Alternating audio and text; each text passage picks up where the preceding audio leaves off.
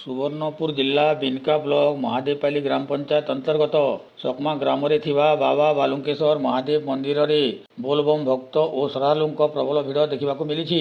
मंदिर रात्र 3टारू खोली पूजा अर्चना चली। काउड़िया मानक द्वारा हर हर ध्वनि रे मंदिर परिवेश प्रभावित हो उठुला और भगवान शिवशंकर को जलाभिषेक करथिले।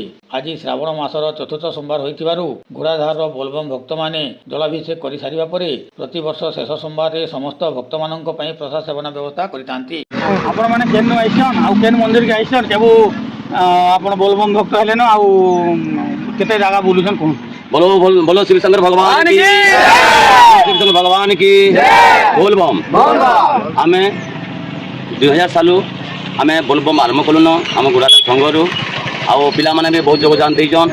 आमे सब निके बुली जाउछू बोलबम करि जाउछू सब दर्शन करि जाउछू आर आम गुड़ादार छके भी आमे सब पाली बाबा मान को सेवा करूछू आर बाबा को कृपा आम ऊपर अछि। आर आमे घोड़ाधार बाबा बटुकेश्वर बोलबम शिव मंदिर आम हेगलाने भी शिव मंदिर कराइछे तेणु आम आई के 25-30 वर्ष लान समस्ते बोलबम जाऊँ। ना दुखनासर नाग घर घोड़ाधार आज आम आईचु आमर महादेवपाली पंचायत सकमा ग्राम बालुकेश्वर बाबा शिव मंदिर आम सब वर्ष लास्ट पाली आम इने जलसे करसुँ भक्त मान प्रसाद देसुँ अन्न प्रसाद और बाल प्रसाद सकाल बाल भोग देसुँ आउ 9-10 बजे आम अन्न प्रसाद ग्रहण करसुँ।